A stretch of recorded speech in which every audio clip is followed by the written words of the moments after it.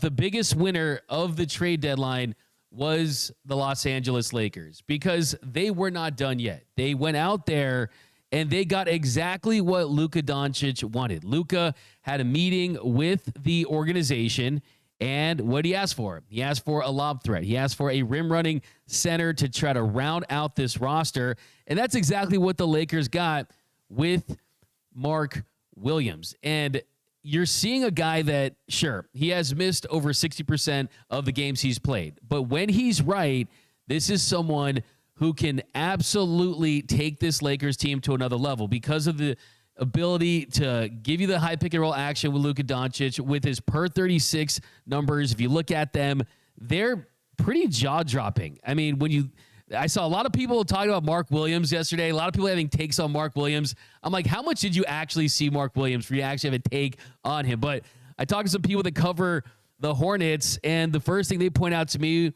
it was his per 36 numbers. And his per 36, he averages 22, 14, 4 assists, almost 2 blocks. He's efficient. And on top of that, you showed Luka Doncic, who coveted a player like him, and you get him the guy he wanted, someone that can do that. And then let's also point out the fact that you used the assets that you used by the bad move that the Mavs made, right? I mean, the Lakers end up getting him in a deal that included Dalton Knecht, Cam Reddish, the Lakers' unprotected 2031 first-round pick, and a 2030 pick swap. And that's a great move for the Lakers, just for the simple fact that now they went from a team that had a very small chance of making a deep run in the playoffs, a team that could have been a 6 seed, to a team that, if you look at their odds right now to win the title, they're 6th. They're 6th right now when you look at their odds. They're right behind the Celtics, the Thunder, the Cavs, the Knicks, and the Nuggets.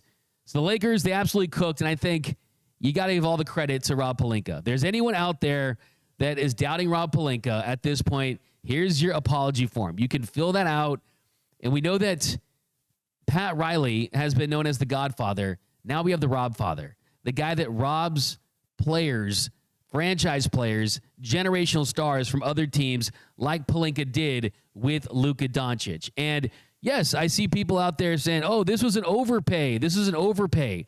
If you think this was an overpay for a center that they needed to pair with this group, and that's not going to be until 2031, then you just don't know ball. Period. End of story, point blank.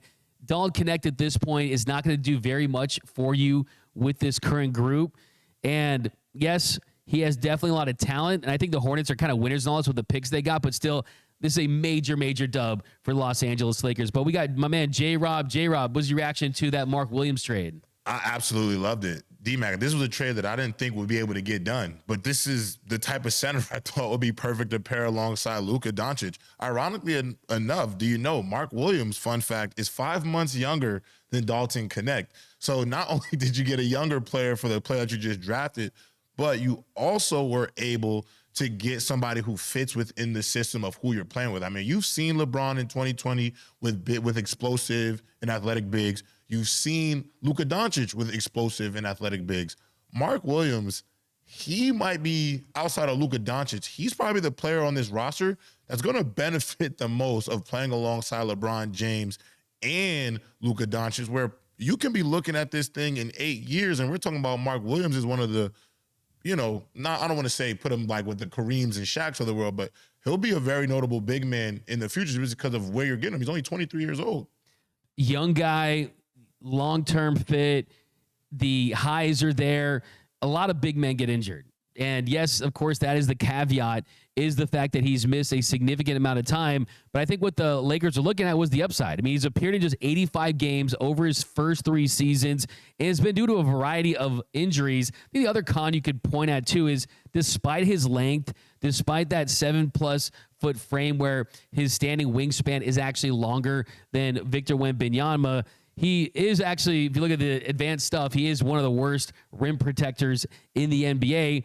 But I do think that defensively you could put him in positions to optimize his talent. Hopefully he can be an anchor to the basket that they're hoping. And you got to feel bad for Anthony Davis, man. AD had a center on his wish list for years and years. He saw what it was like to play the four in 2020. They win a championship because of that mainly. And then they go out there and they replace him. And then you get a center that's only going to help this team. But, I mean, this was huge because, look, this is the Luka Doncic franchise. And to think that LeBron James is your second option, I don't think people are saying that enough. That LeBron James is the Lakers' second option because they have Luka Doncic now. And Luka has had success with athletic, lob-catching centers. The Mavs were constructed around Luka with Derek Lively, with Daniel Gafford. They had success in the postseason last year with a similar type of big. So Mark Williams was not mentioned by anyone. There's a lot of Laker insiders out there. None of them mentioned any of this. None of them mentioned Mark Williams once. They said every name but Mark Williams.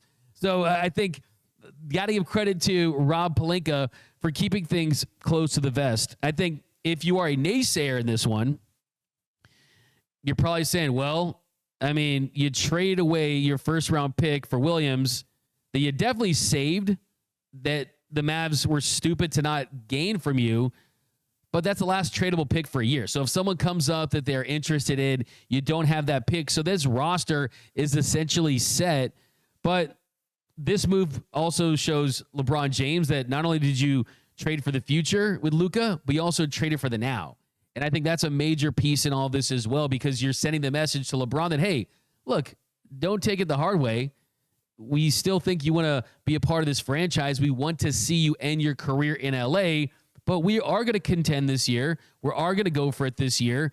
And I think that this Lakers team, they're dangerous. We haven't seen Luka on the court with LeBron yet. We haven't seen Mark Williams and if he can stay healthy.